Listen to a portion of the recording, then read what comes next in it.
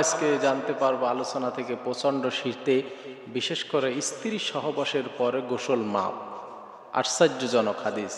প্রচণ্ড শীতে আপনার স্ত্রী সহবাস করে গোসল মাপ, তাইলে তো আর এখানে কি বলা যায়, কোনো বাধা বিঘ্ন নাই। বিষয়টা এরকম না, আমাদেরকে অবশ্যই জানতে হবে হাদিস যে প্রচণ্ড শীতে আসলে অবশ্যই আপনার জন্য স্ত্রী সহবাসের পর কিছু সময় গোসল মাপ হতে পারে।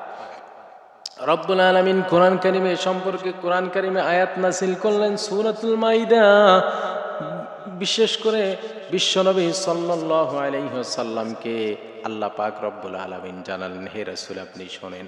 আল্লাহ বলেন, ওয়া ইন কুনতুম জুনুবান ফাত্তাহহারু। বিশ্বনবীকে বললেন, হে রাসূল আপনি আপনার উম্মতদেরকে জানিয়ে দিন, তারা যদি অপবিত্র হয় তারা যেন পবিত্রতা অর্জন করে নেয়। তাদের জন্য পবিত্রতা অর্জন করা ফরজ, কারণ পবিত্র না হলে নামাজ হবে না, পবিত্র না হলে আপনি চলতে পারবেন না। পবিত্র হওয়ার দরকার আছে না নাই? বিশ্বনবীকে বললেন, হে রাসূল আপনি আপনার উম্মতদেরকে জানিয়ে দিন, তারা যদি কোনো অবস্থায় কোনো কারণে কিছু করে, স্ত্রী সহবাস হোক আর যে কোনো প্ল্যানে হোক, মাস্টার ভিশন হোক না কেন, স্বপ্ন দোষ যদি হয়ে যায় কারোর, তাহলে অপবিত্র হয়ে যায়। এমন সময় অপবিত্র হয়ে গেলে তারা কি করবে? অবশ্যই নাজাসাত থেকে তাহারাত অর্জন করার দরকার আছে না নাই? অবশ্যই দরকার আছে। এজন্য বিশ্বনবী সাল্লাল্লাহু আলাইহি ওয়াসাল্লামকে বললেন, হে রাসূল আপনি পবিত্রতা অর্জন করুন এবং আপনার উম্মতদেরকে জানিয়ে দিন। এখন প্রশ্ন হলো যে প্রচণ্ড শীতের ভিতরে স্ত্রী সহবাস করেছেন, সহবাস করার পরে আপনি ফজরের নামাজের আগে বিশেষ করে গোসল করতে পারলেন না। এখানে যারা তাফসীর কারক আছে তারা কিছু সময় বেঁধে দিলেন, যদি স্ত্রী সহবাসের পরে গোসল করা সম্ভব না হয়, সর্বোচ্চ টাইম হলো পরে রক্ত নামাজের আগে তাকে অবশ্যই গোসল করার দরকার আছে না নাই? পবিত্রতা অর্জন করে নিতে হবে। আর যদি কোনো কারণে পবিত্রতা অর্জন না করতে পারে তাহলে নামাজ কিন্তু কায়জা হয়ে যাবে। এজন্য সালাত আদায় করার জন্য তাকে পবিত্রতা অর্জন করতে হবে। এখানে যদি তার কোনো সমস্যা থাকে তাহলে গরম পানি দ্বারা সুন্দরভাবে সে গোসল করে নেবে। অপরচুনিটি আছে না নাই? গরম পানি করে উষ্ণ পানি দ্বারা গোসল করবে, তাতে কোনো সমস্যা নাই, করে নিতে পারবে। কিন্তু কোনো কারণে এখানে তাফসীর কারকরা বললেন, বিশেষ করে যারা স্কলার আছে তারা বললেন কখন গোসল মাপ হবে। যদি কোনো কারণে এমন পরিস্থিতি, এমন সিচুয়েশন হয়ে যায় যে তার গোসল করলে কঠিন বিপদ হতে পারে, মৃত্যুর সন্নিকটে চলে যেতে পারে, এমন সময় বিশেষ করে যারা ইসলামী লেকচারার আছে তারা বললেন এমন সময় তার জন্য পন্থা একটা আছে। কিন্তু এমন চিন্তা করা যাবে না যে আপনি স্ত্রী সহবাস করেছেন, নাফাক হয়েছেন, নামাজ আপনার মাপ, কোন অবস্থায় নামাজ মাপ নাই, ঠিক কিনা?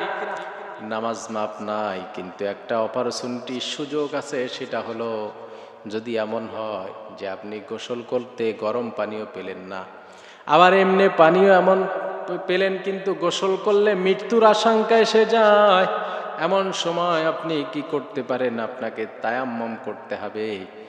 পবিত্র মাটি দ্বারা তায়াম্মম করে আপনি তখন সলাত আদায় করে দেবেন। তারপরও কিন্তু সলাত আপনার জন্য মাপ নাই। সলাত আপনাকে আদায় করাই লাগবে, কারণ হলো সলাত আমাদের পদে ফরজ যিনি করেছেন তিনি কে? আল্লাহ পাক রব্বুল আলামিন। এর জন্য সলাত সম্পর্কে বললেন, ইন্নাস সলাতা তানহা আনিল ফাহশাই ওয়াল মুনকার। বান্দা তুমি সলাত আদায় করো, সলাত সলাত সলাত আদায় করলে সব বিপদ আপদ, সমস্ত অন্যায় অত্যাচার জুলুম নির্যাতন, সব খারাপ কাজ যিনি বিদায় দিয়ে দেবেন তিনি কে? এজন্য বিশেষ করে সলাত আদায় করতে হবে। আর সলাত আদায় করার জন্য যদি এমন পরিস্থিতি, সিচুয়েশন হয়ে যায় যেখানে গোসল করা আপনার জন্য মারাত্মক বিপদ হয়ে গেছে, আপনি মৃত্যুর সন্নিকটে চলে যাবেন, তখন আপনি তায়াম্মুম করে আপনি গোসল না করে সলাত আদায় করতে পারবেন। সেটা স্ত্রী সহবাস হোক না কেন, আর সেটা যদি আপনার স্বপ্ন দোষ হোক, তারপরও কোনো সমস্যা নাই।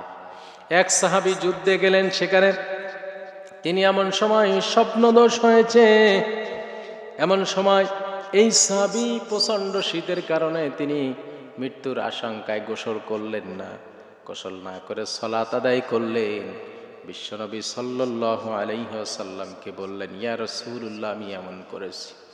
বিশ্বনবী সাল্লাল্লাহু আলাইহি ওয়াসাল্লাম তখন কিছু বললেন না, তার মানে তিনি অনুমতি দিলেন।